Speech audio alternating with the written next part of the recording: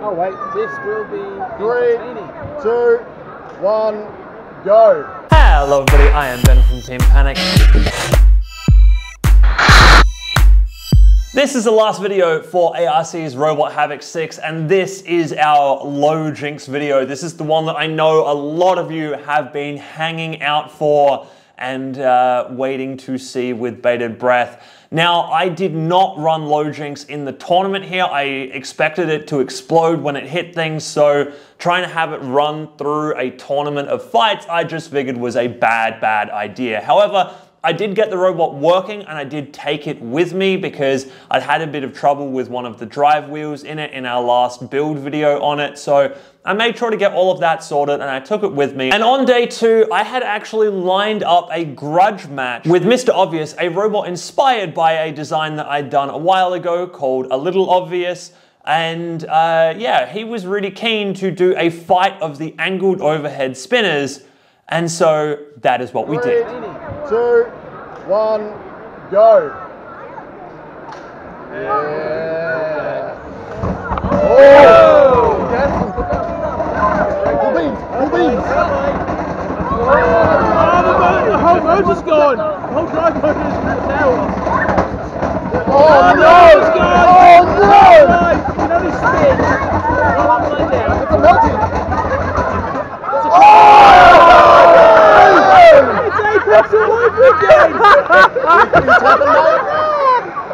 I can't move, you gotta count me. 10, 9, 8, 7, Yeah. 6, 5, 4, 3, 2, 1. Oh, it's so hard to control because it's so fast now. We are so good.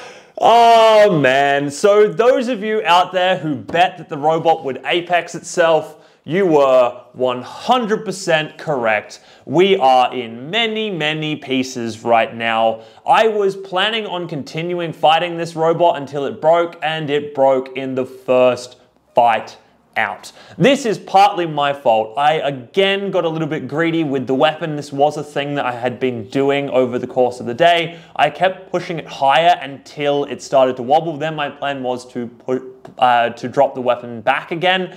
But what I hadn't realized is that I had actually pushed it further than when it was going to wobble. It just hadn't caught the weapon up to that speed yet. And so when I tried to drop it back, I didn't drop it back far enough. The robot wobbled. It ended up upside down. And then, of course, because the weapon motor is totally fine spinning 77 grams, it was very fine spinning 72 grams.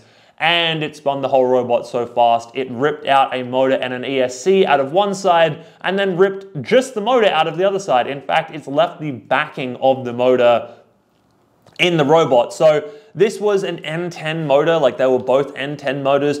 This side here that came out with the ESC still attached, that one's totally fine. I could throw that back in the robot and get it to drive again. The other side, however, yeah, it ripped the back plate off the motor. That's a lot harder thing to repair, and I am probably just gonna have to buy new N10s to get this robot back up and running again, which I do want to do, but not in the middle of an event, and especially not when we've snuck in a fight between things going on, and there wasn't really a lot of time for anything else, and I was running lots and lots of other robots.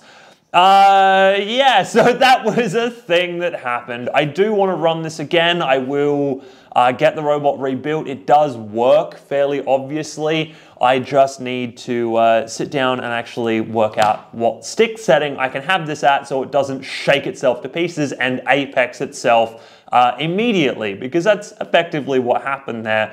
Mr. Obvious didn't really even need to be in the box, unfortunately. I did that all to myself. He did hit me a couple of times once I was dead. I mean, I got stuck in the corner like this. Yeah, with no wheels and no weapon, which that was an interesting thing too. I somehow managed to be spinning the right way for the nylock nut to come off, which actually probably was a good thing. It tried to gyro itself back over a couple of times, but never managed to get the big heavy weapon off the floor.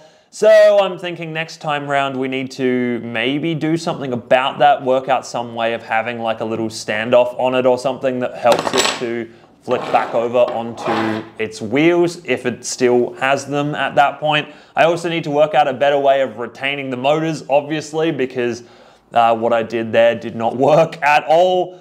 But that was fun. I enjoyed that. And look, the robot is still kind of together. With some new drive motors and a little bit of time to repack it, it would actually work again. So I think this is not the last time we have seen Lojinx.